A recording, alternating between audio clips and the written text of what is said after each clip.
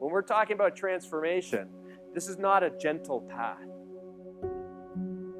It's a courageous path. But courage doesn't always roar. It doesn't mean that there's bravado. It doesn't mean that there's this big sort of in-your-face production about it. What it means is that you hold.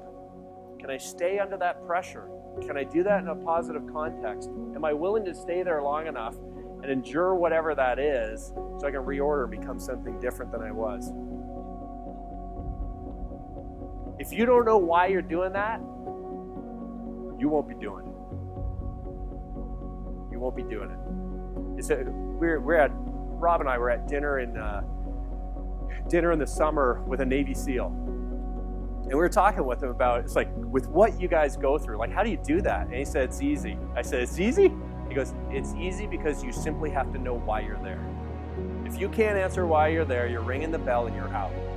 But if you can answer why you're there, you will stay. You'll keep pushing through. Keep pushing through. So your point earlier about desire, oh yeah. So here's the thing I want to say is that you do not have to transform, not required. Not required.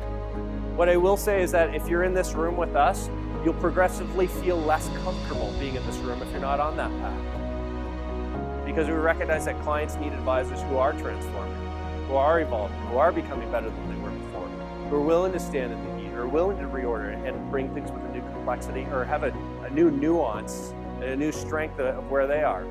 And sometimes advisors, sometimes wealth holders, they'll see that those changes go through and they don't quite understand it because you're not recognizable from where you were before. You need to educate them on that. That's why we have language for you, tools for you. But if you're not on that path of transformation, you'll become progressively less comfortable hanging around legacy.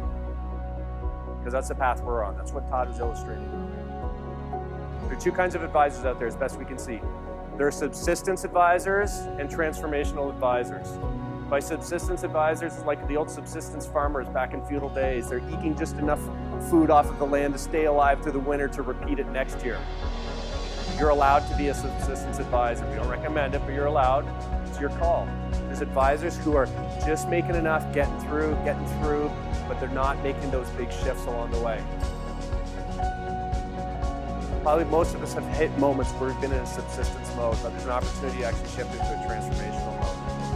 And that's where we're going to be putting our attention. Transformational advisor. That's the advisor that's not only causing transformation in their own lives, but is causing transformation in the lives of their clients and the lives of their wealth holders. You're having an impact that goes for generations sometimes. Now, does that mean that we're gonna put a client through suffering as they reorder into the more complex? Sometimes. How many of you have done a family meeting? Sometimes we see this. Sometimes they have to work through those tough decisions where they can't articulate or don't want to articulate it, but they finally get there. There's a new clarity in their family. There's a new clarity around what wealth is to them, what's going to mean to them going forward. So you have the choice about which one you're going to be. You probably have a sense of where our beliefs are, that what's going to be more useful to you, and we're going to make sure that we bring some tools to you along the way.